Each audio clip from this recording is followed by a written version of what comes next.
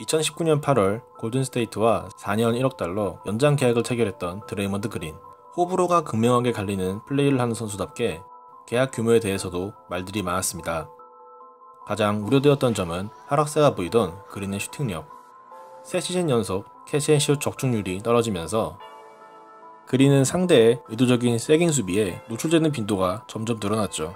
하지만 이런 약점에도 불구하고 그린의 연장 계약이 가능했던 이유는 그가 2019 시즌 플레이오프에서 보여준 눈부신 퍼포먼스 덕분이었습니다. 정규 시즌과 비교해 5.9득점, 2.8리바, 1.6어시의 기록이 상승했고 듀란트, 커즌스 등 동료들의 공백 속에서도 골든스테이트의 패스게임을 이끌며 아직 이 팀에는 그린이 필요하다는 것을 알려줬죠. 그리고 연장 계약이 적용되는 2021 시즌이 시작되었습니다. 현재 8경기를 출장한 드레이먼드 그린.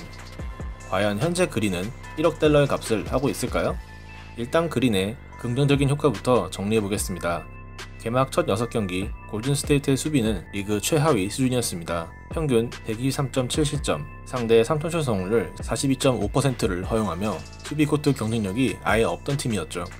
하지만 그린이 본격적으로 컨디션을 끌어올린 후 4경기에서 골든스테이트는 106.6실점, 3점슛 성공률 34.8%만을 허용하며 수비력이 크게 개선되었습니다.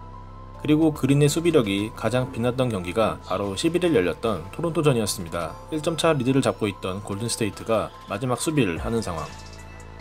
일일이 지시해가며 동료들의 수비 동선을 체크해주는 그린. 여기서 벤블릿이 백스크린을 걸며 수비 스위치를 유도합니다.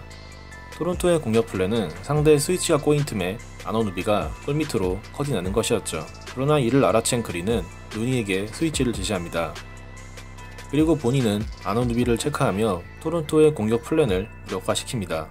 결국 라우리는 시아캄에게 패스를 해야 했고 시아캄의 슛이 실패하면서 토론토의 마지막 기회는 무산됩니다.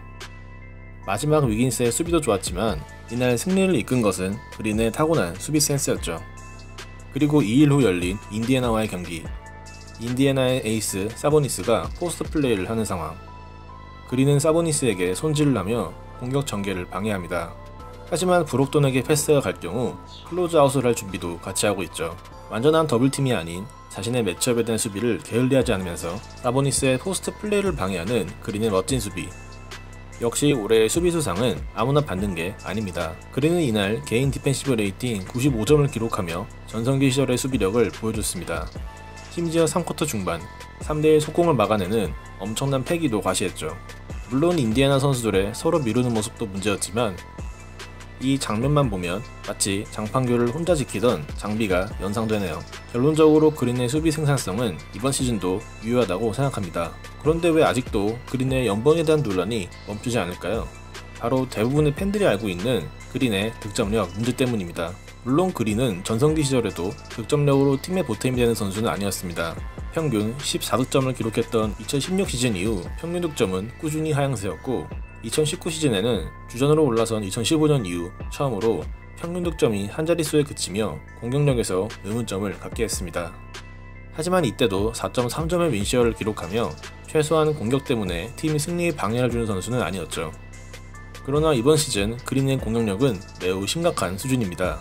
야투율에 3점과 자유투를 보정한 수치인 트루 슈팅 퍼센트 지수는 40.5%, NBA 전체 꼴찌입니다. 최근 골든스테이트를 상대하는 팀들은 커리에 대한 강한 해지 디펜스 등 사실상 더블팀에 가까운 수비로 대응하고 있습니다. 그리고 이런 수비가 가능한 이유는 상대팀들이 그린의 슈팅을 신경쓰지 않기 때문입니다. 파스칼 시아캄이 커리에게 붙으면서 그린에게 찬스가 생겼습니다.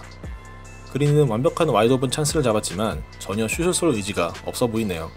아마 그린은 커리의 오프볼 무브를 살려주려 한 것 같지만 5대4로 농구를 하는 상황에서 커리에게 찬스가 생기기 어려웠죠. 그린이 와이드 오픈 찬스에서도 주저하는 이유가 있기는 합니다.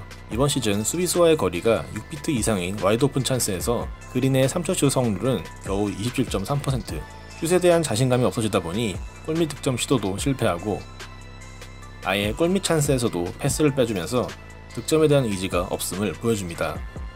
인디애나 전에서는 덩크를 실패하면서 차면을 구기기도 했고 심지어 어제 덴버전에서는 1득점만을 기록했습니다. 종합적으로 드레이먼드 그린에 대한 저의 결론은 이렇습니다. 1. 그린의 수비력을 대체할 만한 선수가 현재 팀에 없습니다. 또한 그린의 합류만으로 팀의 수비력 상승이 있었던 점은 분명 긍정적인 일입니다.